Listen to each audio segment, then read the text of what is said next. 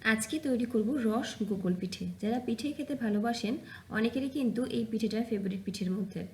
বানানো খুব ইজি, আমরা সকলেই বাড়িতে তৈরি করি। তবে আমি যেভাবে তৈরি করি নরম তুলতুলে রস গোকুল পিঠে, চলুন দেখে নেওয়া যাক। এই রেসিপিটা শেখা আমার ঠাকুমার থেকে। ম্যাক্সিমাম সব রান্নাই আমি শিখেছি কিছুটা ঠাকুমা, কিছুটা মা, আর কিছুটা আমার শাশুড়ি মায়ের থেকে। নমস্কার সবাইকে, সুমেধার রান্নাঘরের আরও একটা নতুন ভিডিওতে সবাইকে স্বাগত। প্রথমে পুরটা তৈরি করব, তার জন্যে একটা কড়াইতে নিয়ে নেবো এখানে হাফ কাপ পরিমাণে লিকুইড দুধ। দুধটা আগে থেকে জাল করে রাখা দুধ।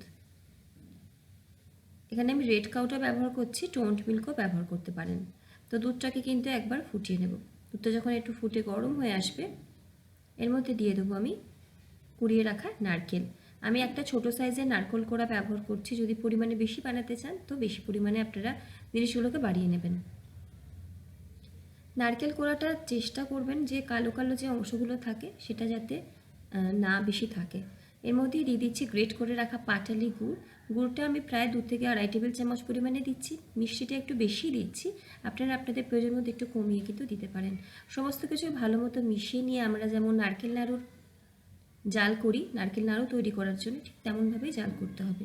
এখানে কিন্তু আরও কিছুটা নারকেল কোড়া আমার মনে হলো যে দিয়ে দেওয়ার দরকার আছে, আমি দিয়ে দিয়েছি। ওই একটা ছোটো সাইজের নারকেল কোড়াটা আমি পুরোটাই কিন্তু এখানে দিয়েছি। এবারে সমস্ত কিছুকে ভালো মতো মিশিয়ে দিচ্ছি। আর ফ্লেভারের জন্য 2টো ছোটো এলাচের দানা আমি ব্যবহার করছি, এলাচের গুঁড়ো ব্যবহার করতে পারেন। সব কিছুকে মিশিয়ে নিই, মিশ্রণটাকে জাল দিয়ে ঘন করে নিতে হবে। ঘন যখন বেশ খানিকটা হয়ে আসবে 1/2 চা চামচের কাছাকাছি দেবেন ঘি। এতে ফ্লেভারটাও খুব ভালো আসে আর কড়াইটা থেকে ছেড়েও যায় তাড়াতাড়ি। যখন বেশ সমস্ত কিছু একত্র হয়ে আসবে, একটা বাইন্ডিংয়ে চলে আসবে, বুঝতে হবে পুর আমাদের রেডি। এর থেকে বেশি কিন্তু পুরটাকে আর শক্ত করবেন না। পুরটা একটু নরম থাকলে খেতে বেশি ভালো হবে আর পিঠেগুলো তৈরি করতেও সুবিধা হবে। পুরটাকে নরম অবস্থাতেই নামিয়ে একটা প্লেটের মধ্যে রাখছি, ছড়িয়ে ঠান্ডা করে নেব। পুরটা ঠান্ডা হতে হতে আমরা চলে যাব পরের স্টেপে, ব্যাটারটা তৈরি করব। ব্যাটারটা তৈরি করার জন্য এখানে নিয়ে নিচ্ছি আমি ছোটো বাটির 1 বাটি পরিমাণে ময়দা, 1 চিমটি পরিমাণে নুন দিচ্ছি, এতে স্বাদটা খুব ভালো হয়। 1 চা চামচেরও চিনি না, তার থেকেও একটু কম কিন্তু দিচ্ছি চিনি। এবারে সমস্ত কিছুকে মিশিয়ে একটা ব্যাটার তৈরি করে নিতে হবে। তার জন্য আমি লিকুইড দুধ ব্যবহার করছি, আগে থেকে জাল করে ঠান্ডা করে রাখা লিকুইড দুধ। চাইলে জল দিয়ে করতে পারেন, তবে ব্যাটারটা কিন্তু একটু ঘন করতে হবে। পাতলা ব্যাটারে কিন্তু ভালো মতো কোটিং হবে না আর পিঠেগুলো ভাজা হবে না ভালো মতো। দেখতেই পাচ্ছেন কেমন ঘনত্বের ব্যাটারটা করেছি। আমরা সাধারণত কেক ব্যাটার যেমন করে থাকি রিবন শেপের হয়, যখন পড়ছে বেশ ফিতের মতো পড়ছে। এই ব্যাটারটা খানিকটা কিন্তু তার থেকে একটুখানি পাতলা, এর থেকে বেশি কিন্তু আর পাতলা করবেন না। আর এদিকে পুরটা ঠান্ডা হয়ে গেছে, হাতে একটুখানি ঘি বা সাদা তেল মাখিয়ে নিয়ে পুরগুলোকে ছোটো ছোটো ভাগে ভাগ করে নেব, তাহলে আমাদের পরে পিঠেগুলোকে গড়তে সুবিধা হবে।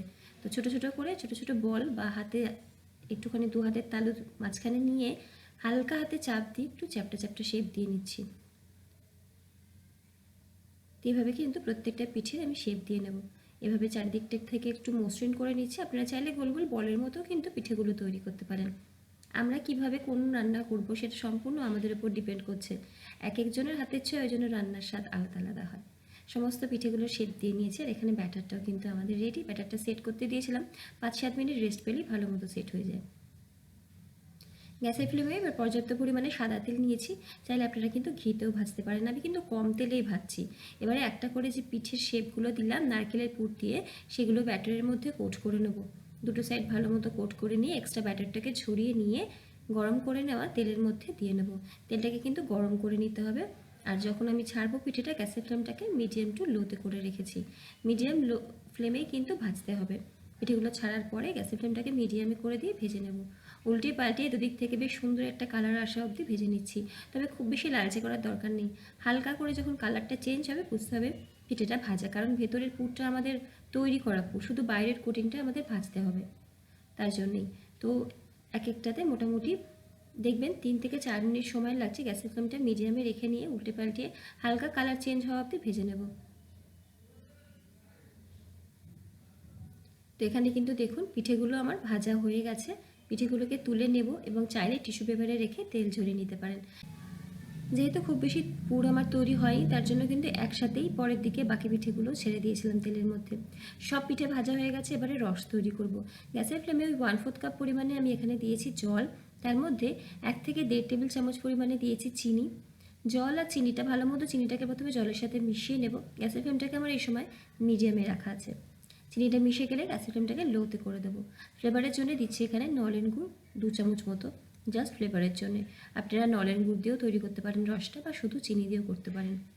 মিষ্টিটা কিন্তু সবসময় নিজেদের আন্দাজ মতো পছন্দ মতো ব্যবহার করবেন। আমরা মিষ্টিটা কম বেশি সবাই খেয়ে থাকি। তো জাস্ট এবারে রসটা ফুটে গেলেই কিন্তু দিয়ে দিচ্ছি এখানে পিঠেগুলোকে।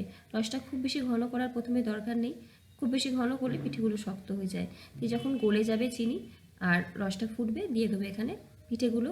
2 মিনিট করে দুটো সাইড রাখবো, মোটামুটি মিনিট 4 লো ফ্লেমে রেখেছি। খুব সুন্দরভাবে দেখবেন রস টেনে নেবে। তৈরি হয়ে গেল আমাদের রসগোকুল পিঠে। চাইলে রসের মধ্যে ঢাকা দিয়ে 8 ঘন্টা মতো রেখে দিতে পারেন, তবে প্রয়োজন হয় না। রসে 4 মিনিট ফোটালে লো ফ্লেমে খুব সুন্দরভাবে রস টেনে নেয়। তৈরি হয়ে গেল রস গোকুল পিঠে। খেতে দারুণ মজার, অবশ্যই বাড়িতে তৈরি করে জানাবেন কেমন লাগলো। ভিডিও ভালো লাগলে লাইক, কমেন্ট, শেয়ার, সাবস্ক্রাইব করে পাশে থাকবেন, আর অবশ্যই বেল আইকনটা প্রেস করবেন। সকলে ভালো থাকুন, সুস্থ থাকুন এবং হাসি খুশি থাকুন। ধন্যবাদ।